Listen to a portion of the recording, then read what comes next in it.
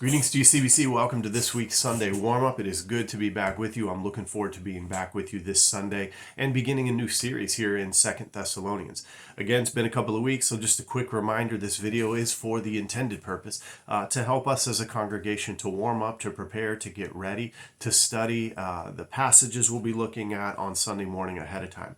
So take notes, go ahead and highlight and get a journal, get something alongside this series to be marking passages that really stand out to you, notes that just come to mind, commentary, things that you're reading, and keep in mind preparing ahead of time by praying. Get crazy, go to bed early, wake up early, come to church a little early, be in a prayerful mindset as we prepare, stretch, warm up, get ready for Sunday morning together. So this Sunday we begin 2 Thessalonians. We'll be studying 2 Thessalonians this whole month of September. There's 3 chapters, 4 Sundays, so we're going to split it up into 4 weeks. This week we'll cover chapter 1. Before you read just in terms of chapter 1 or focus in on that, if you haven't done it already, again, it's only 3 chapters. Read the letter in its entirety.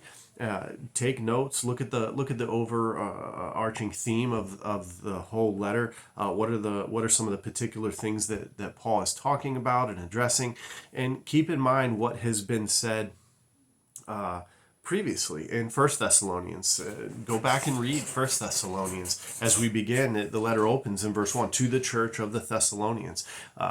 Quiz yourself. We'll do this on Sunday morning. What was happening in the church in Thessalonica? How did it get set up? How did it get started? What were some of the unique challenges that they were facing? So review just a little bit what was happening in Thessalonica, and then keep in mind that what we see happening here in 2 Thessalonians is that things seem to have gotten worse in terms of persecution, and now you have the addition of some added confusion related to the return of the Lord that we'll see in chapter 2, and in what seems to be increased idleness that he addressed a little bit in 1 Thessalonians, and he's spending a whole chapter basically on chapter 3 in terms of idleness. So some unique, different challenges that this letter is addressing.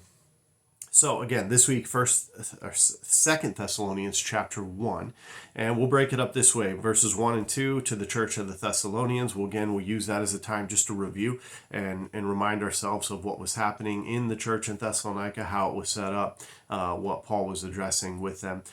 Secondly, then, verses 3 to 4, where Paul offers a thanksgiving for the church. Look for 3 things there. He offers 3 things that he is thankful for the church in Thessalonica, and it becomes a bit of his source of pride and boasting about the accomplishments that the church had made in the midst of persecution and afflictions.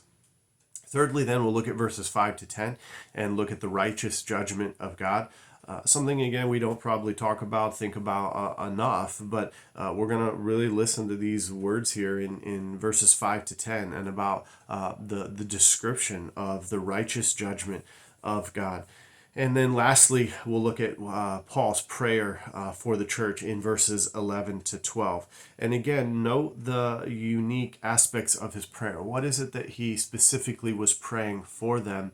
And in turn then to own that for ourselves. What is this prayer for us today for us? And it's one part in particular is a very familiar theme that we've already talked about that we see in the Apostle Paul's letters. So that's it. Again, just walking right through the text. Our outline is going to come right out of the chapter. We don't need to get cute and creative there. It just comes right out of walking through chapter 1.